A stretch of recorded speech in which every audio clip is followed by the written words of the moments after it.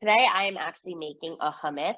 This is a very Middle Eastern recipe, something you'll find pretty much anywhere in the Middle East.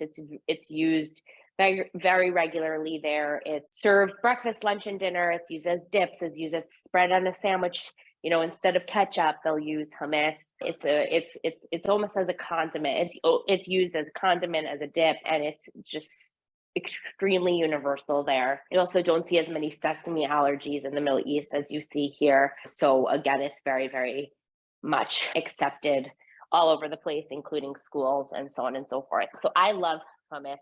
We also use it very versatilely in our home. But what my kids love it for is to just take a carrot and dip it in, and there's protein in there as well, so it makes me feel good about it. It's healthy and really using very minimal ingredients and also very affordable ingredients. So the first thing we have, you can use dried chickpeas and cook them yourselves, but canned chickpeas, drain them, right?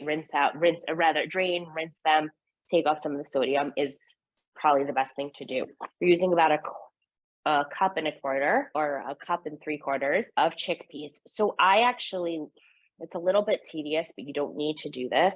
I actually peel my chickpeas just because I find it makes it a bit of a smoother consistency, but you don't need to do that. You can keep there's like a little film on it. It's like a little skin. It is a little bit of it's not as smooth if you keep that on, but it really is fine. If that's not something you want to spend your time doing, totally understand. So the first thing we're going to do is we're going to take our chickpeas and we're going to put it into a food processor. You can use a blender if that's what you have, but I'm going to use a food processor because I find that it processes these up a little bit better. So I process these until they're kind of like mealy a little bit, right? So that's the first thing that you want to do. And almost like a crushed up cereal or crushed up cracker. That's kind of what that looks like.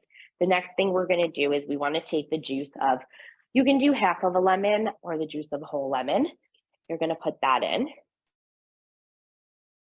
You can put garlic. I actually don't. My kids prefer it not without the garlic. It gets a little bit garlicky. If you do garlic, I would probably keep it at 1 clove of garlic and make sure that that's also processed well. Then we're going to take a tahini paste. So tahini paste is super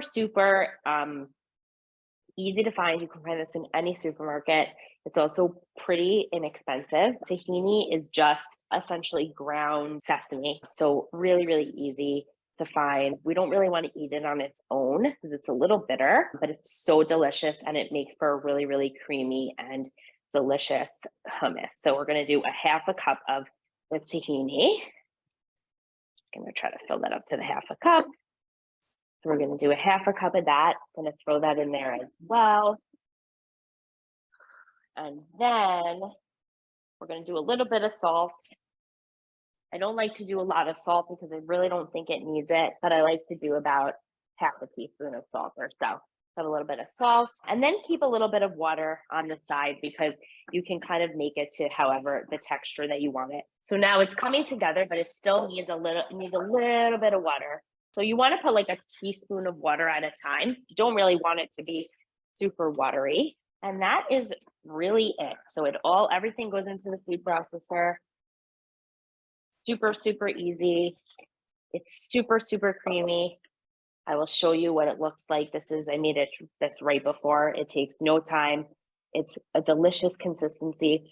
Smells delicious and really easy. So that is really it. And this is what it looks like in here. So again, that little bit of water really made huge difference. There's a ton of healthy fats in this and protein. So it's a better alternative for a spread. This can stay in your fridge for up to 5 days. So put it in a container, it can stay up for 5 days. Again, you can use it as a dip for vegetables. You can use it on a sandwich. You can use it with a protein, like if you're going to put some ground beef with it. It's really delicious. So definitely keep it in your fridge.